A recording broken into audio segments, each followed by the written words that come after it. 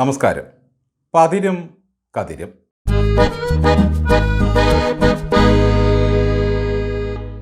പിത്തശൂലയും ഗ്രഹണിയും മാറാത്ത ചെറു സഖാക്കളെയൊക്കെ ചാനൽ ചർച്ചയ്ക്ക് പറഞ്ഞു വിട്ടാൽ ഇതല്ല ഇതിനപ്പുറവും കേൾക്കേണ്ടി വരും. പൊള്ളുന്ന വെയിലേറ്റ് സമരമുഖത്തിരിക്കുന്നവർ ചാനൽ ചർച്ചയിൽ കത്തിക്കയറുമ്പോൾ അവർക്ക് നേരെ പി അടിക്കാനും കൊഞ്ഞനം കുത്താനും ചെന്നാൽ എന്ത് സംഭവിക്കുന്നതിൻ്റെ തെളിവാണ് ഒരു ചാനലിൽ കണ്ട അന്തിച്ചർച്ച. ശാലിനി എന്ന ആശാ സമരസമിതി നേതാവാണ് സർക്കാരിനെ ന്യായീകരിക്കാൻ വന്ന ജയിക്കിൻ്റെ അണ്ണാക്കിൽ പോളിയോ വാക്സിൻ ഇറ്റിച്ചു കൊടുത്തത്.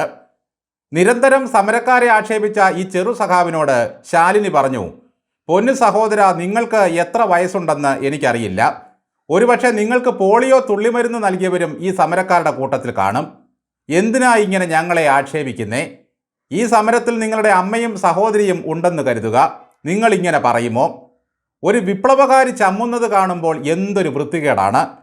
ജഗദീഷ് ചില സിനിമകളിൽ ചമ്മുന്ന രംഗം നന്നായി അഭിനയിക്കാറുണ്ട്.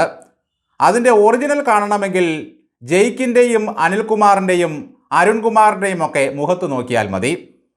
സാധാരണ ചാനൽ ചർച്ചകളിൽ വരുന്ന എതിർ പാർട്ടിക്കാരനെ പോലെയല്ല ആശമാർ ചർച്ചയ്ക്ക് വരുന്നത്. അവരുടെ വാക്കുകൾക്ക് മുമ്പിൽ പിടിച്ചു നിൽക്കാൻ നിങ്ങളുടെ ഉണക്ക പ്രത്യയശാസ്ത്രത്തിനോ വാഗീറൻ ചർച്ചകൾക്കോ അക്ഷരവടിവിനോ കഴിയില്ല സഖാക്കളെ.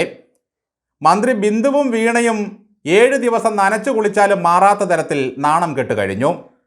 സുരേഷ് ഗോപിയെ കാണുമ്പോൾ സ്ത്രീകൾക്ക് രോമാഞ്ചം വരുന്നതിന് CPMകാർ കുശുമ്പ് കുത്തുന്നത് എന്തിനാണ്? രോമാഞ്ചം കൊള്ളിക്കാൻ കഴിഞ്ഞ തെരഞ്ഞെടുപ്പിൽ കൊല്ലത്തുകാരൻ മുകേഷ് ഇറങ്ങിയതിൻ്റെ ഫലം നമ്മൾ കണ്ടതല്ലേ? മുകേഷ് രോമാഞ്ചമുണ്ടാക്കിയതിൻ്റെ നാണക്കേട് അനുഭവിച്ചതും ഈ പാർട്ടി തന്നെയാണ്. എന്തായാലും സമരസമിതി നേതാവ് ശാലിനി വലിച്ചു കീറിയതോടെ ജയിക്ക് പിന്നെ തല പൊക്കിയതേയില്ല. ചർച്ച തീരും വരെ ഫോണിൽ നോക്കി ഒറ്റ ഇരിപ്പായിരുന്നു. പിണറായി സർക്കാരിൻ്റെ സ്ത്രീപക്ഷം എടുത്ത് ശാലിനി ജയിക്കിൻ്റെ കക്ഷത്തിൽ വെച്ച് കൊടുത്തു. ഈ പാർട്ടിക്ക് വേണ്ടി ശ്വാസകോശം വരെ പണയപ്പെടുത്തിയ ഈ വക സൈബർ ചെറുപ്പക്കാർക്ക് എന്തെങ്കിലും ഒരു ഇൻസെൻറ്റീവ് കേന്ദ്രം നൽകേണ്ടതാണ്. ഓണറേറിയം കൊടുക്കാൻ ഇവിടെ കാശില്ലാത്തത് കൊണ്ടാണ് കേന്ദ്രത്തോട് ചോദിക്കുന്നത്. ഒരു ദിവസമെങ്കിലും ആശാസമരക്കാരെ നേരിടാൻ AKG സെൻ്ററുകാർ ആ മേയർ ആര്യ രാജേന്ദ്രനെയോ ഡോക്ടർ ചിന്താ ജെറോമിനെയോ ഒന്ന് വിട്ടിരുന്നെങ്കിലെന്ന് കൊതിച്ചു പോവുകയാണ്. അങ്ങനെ ചർച്ചയ്ക്കെങ്ങാനും ചെന്നാൽ ആ വിപ്ലവത്തികൾ 4-ാം വയസ്സിൽ കുടിച്ച അഷ്ടചൂർണം വരെ സമരക്കാർ കക്കിച്ചേ വിടൂ. ഈ സമരത്തെപ്പറ്റി മന്ത്രി വാസവൻ പറഞ്ഞത് കേട്ടായിരുന്നോ?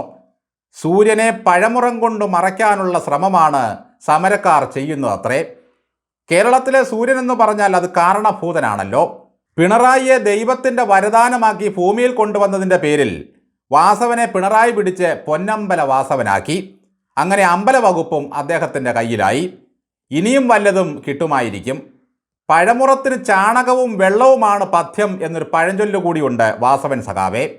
പിണറായി വിജയൻ്റെ പല്ലക്കും കോളാമ്പിയും ചുമ്മി നടന്നവരെല്ലാം എവിടെ എത്തി എന്നതിൻ്റെ തെളിവാണ് ഈ വാസവനും ചെറിയാനും വീണ ജോർജുമൊക്കെ. ഇനി സമരക്കാരെ നേരിടാൻ നമുക്ക് ഒറ്റ മാർഗമേ ഉള്ളൂ. ഇടുക്കി കുഞ്ചിത്തണ്ണിയിൽ ചൊറിയും കുത്തിയിരിക്കുന്ന തെറിയാശാനെ ഇറക്കിക്കൊണ്ടുവരിക. ആശാൻ മറ്റേപ്പണി സിദ്ധാന്തവുമായി ഇക്കുറി ആശാമാർക്കിടയിലെങ്ങാനും ചെന്നാൽ ചൂലിൻ്റെ കെട്ട് ചിലപ്പോൾ തലയിൽ പതിച്ചു എന്ന് വരും. നന്ദി.